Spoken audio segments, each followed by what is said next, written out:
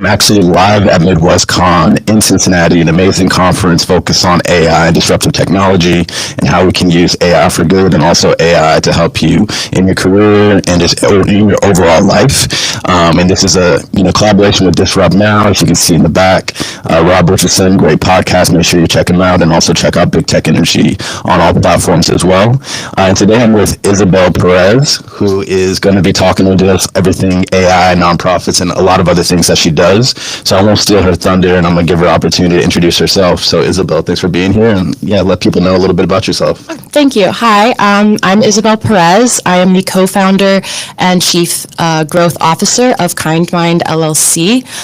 We started this business in April, so we're a pretty new business, and we really want to kind of find that juncture and the relationship between AI and nonprofits, and make sure that nonprofits are using AI to further their mission and really, make sure they're touching as many people in the community as possible. Gotcha. So what kind of led to you becoming so passionate about AI nonprofits? Like, what's your, story up to date? So my father has worked in nonprofits his entire life, and I have always been essentially like his shadow, really. And so I've spent my entire life going to nonprofit conferences, volunteering, and just really having kind of like a first row view of what nonprofits do for their community and their towns. And I was talking with him, and we were really discussing how even his own nonprofit, they're not really utilizing AI, and he could see that they could have a real use for it to try to help them, further their mission, especially with nonprofits. They're not the best funded organizations, and so any type of extra help that can help their employees be more productive. That's kind of that's where I come from this, seeing nonprofit spaces and seeing how AI can really, further their mission. So when it comes to, your company and how you work with nonprofits, what are some of the key areas that you educate or train them on AI to help them, be more efficient and effective in what they do? Mm-hmm. The first thing I do is make sure that they have their mission and their kind of like the sentiments of their nonprofit or their organization. I make sure that is within the GPTs, because I want to make sure that they know that is like one of the most important parts of their GPT. And I also focus a lot around fear and safety. There's a lot of fear from a lot of people from AI. It's going to take their jobs. It's going to make everything, obsolete. And I make sure that I hammer home that that's not going to happen. AI is there not to take your job, but to make you better at your job. And that's a huge thing. And then again, safety. It's a brand new, tech space, and I've noticed, people really running into it and going full steam ahead, which is great. But I really want to make sure I slow people down and say, hey, listen, this is a great tool, but we need to make sure that we're using this responsibly and ethically and safe. And those are really the two big spaces that I've found nonprofits and my clients have questions about, and really what they want to talk about before they even dive into AI. Got it. So when it comes to safety, what are some, risks or ways that AI could be used in an unsafe way by nonprofits that you're trying to steer them away from? And then what are some safeguards to prevent that? Nonprofits, a lot of them, they work with, they work with communities that are sometimes, a bit more vulnerable, and they have a lot of information. And I make sure to tell them that, I don't ever think that they're going to use that information for bad, right. But there is a potential there. And if it gets out from their, if they enter in somebody's social security, no one else on ChatGPT will be able to, go look up that social security, but it could randomly generate it, which could, cause some issues down the line. And so I tell them, make sure that you're not putting in anything that you wouldn't send in an email. Don't put anything, or an unsecured email, I should say. Right. Don't put any personal information there. Make sure it's all, correct and true. And that's another part of when they do have conversations with ChatGPT, and when they get the information back, making sure that I was stop there, put the human in the process and make sure you're going through it, because you can't just, hook, line, and sinker believe everything ChatGPT says, and making sure they kind of have that viewpoint of it is really, really helpful. Gotcha. No, that totally makes sense. And that's, I think, helpful for everybody in general. Just like, do not assume that your personal information can't get out there. So just share with it what you'd want to share on the internet, ultimately. Yeah. When it comes to the tools that you like to go to, obviously GPT is one of the go-tos, but what other AI tools should nonprofits think about, deploying in their strategies, and how can they do so? I also so obviously ChatGPT, and I really like to push for the team and the enterprise version of ChatGPT. I think that provides just some extra padding of safety and security for them. I also really like Chatbase, which is, it essentially builds chatbots that will be trained on your website or your app, and it uses AI in order to connect with the user online to help them with their searching the website, essentially. And really the only other AI tool that I use, because I'm trying to really focus on ChatGPT for the ease of accessibility, really. I also use Claude, really, and I find that is really helpful when I'm doing something more creative, or I myself, I've never been the best writer, and so I found that Claude, I'll write something and it'll help me kind of adjust my tone, and that's really helpful, particularly for nonprofits. When nonprofits are talking to their members or their, the people who are benefiting from them, they don't want to just get a, cut and paste, easy peasy, impersonal message. And so I found Claude really allows nonprofits to kind of explore that more creative side.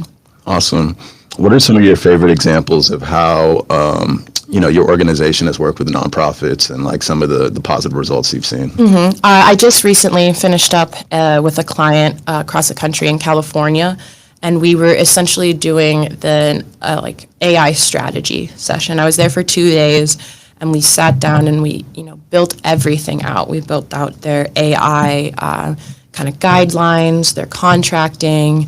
We decided where we want to build future ChatGPTs and agents, and I found that to be the most successful, rather than just getting a ChatGPT or an agent made for the company, because I could see in that group that it wasn't just, oh, this is going to really help me do this, or this is going to be really helpful for me in this one situation.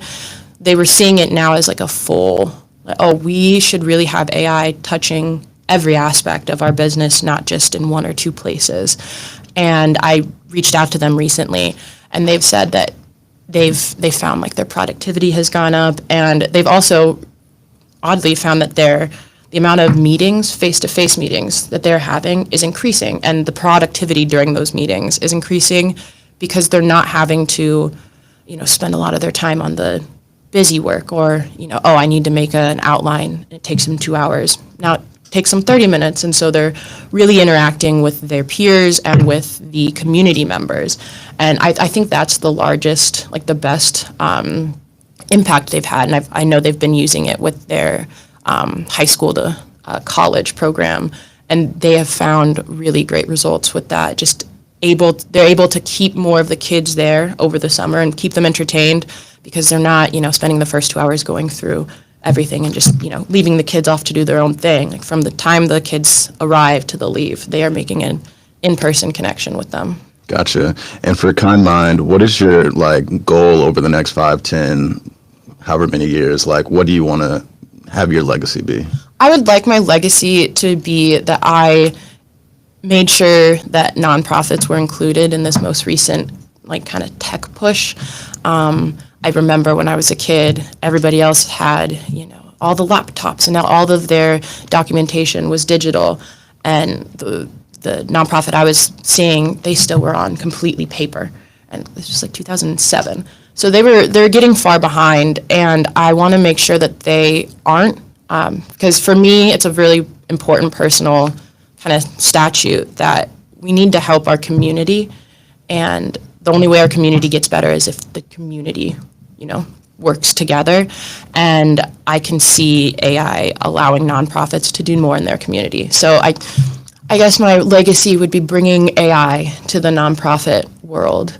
Yeah. Yeah, like it's kind of really big, but Yeah, I mean, the way I look at it is you're increasing the impact that nonprofits have in making the world better Yeah. by helping them use AI to cut down on admin tasks so they can focus on the mission and actually have that, like, yeah, results that they're looking for, whatever Exactly. that is, which I think is great.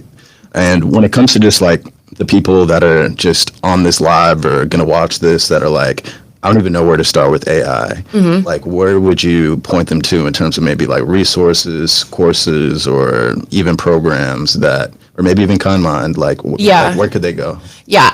If you're just starting and you're really just like on your own, at home, the first place I really like to go is honestly, I look it up on YouTube. I found so many really good videos that I could get super specific with. Like I've looked up AI for nonprofit and AI for ethical innovation, and it helps a lot. And also ChatGPT and LinkedIn, they have some kind of pretty basic entry-level courses that I find very helpful. If you are like a nonprofit, really wanting more training for your whole team, I would be great at that. That is something I do to introduce and integrate it into nonprofits. But it's, especially with how big and how popular this new AI kind of world is, there is an inordinate amount of kind of resources for people. And so my biggest one's really what I still use today. Like when I need to learn something, it's YouTube and it's the LinkedIn courses. I find them to be the best. Awesome. Well, I wish we had more time, but as you know, we got these back-to-backs happening, and I'm sure you want to get out and mingle at the conference as well. So for those nonprofits that are listening and they're like, how do I get in contact with you? Where should they go?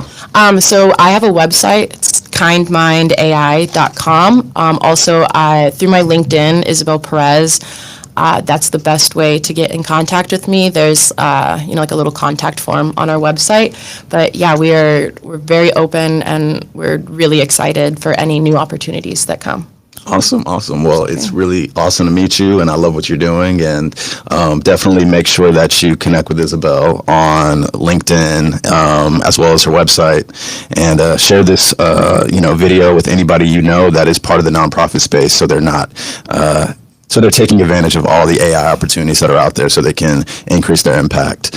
And myself, one thing I'm very passionate about is the importance of building community and taking advantage of the attention economy. So like what we're doing right now at the podcast, what she's about to do and what I do, which is get on stages. The more people know about your mission, the more people that can support, partner, and, be enrolled in the vision to help you amplify it. So if you are somebody that's a subject matter expert in tech, or just subject matter expert in any field, and your goal is to, reach out and pull people up, or, which is totally fine, monetize, definitely let's connect. You can connect with me on Instagram, Dr. J, DOCTAJ. Shoot me a DM, letting me know you're interested in just how to get your personal brand to the next level. And I'll share some free resources, and we can just have like a very informal chat. Also check out my podcast, Big Tech Energy, on YouTube and all channels. And LinkedIn, Jared Albritton. We'd love to connect with you there. But thank you to Midwest Con for hosting us and having us in this space. Shout out to Disrupt Now. You should definitely check out that podcast for everything AI. Rob Richardson is a wealth of knowledge. He's also the founder of this conference. And if you're not at Midwest Con, which I'm assuming you're not if you're watching this live, make sure you come next year. It'll be in Cincinnati around this time next year. And it's an amazing place to meet people that are innovating and leading the AI space. So with that being said, thank you all for joining. Make sure to like, comment, and share. And until next time, this is Big Tech Energy. We're out.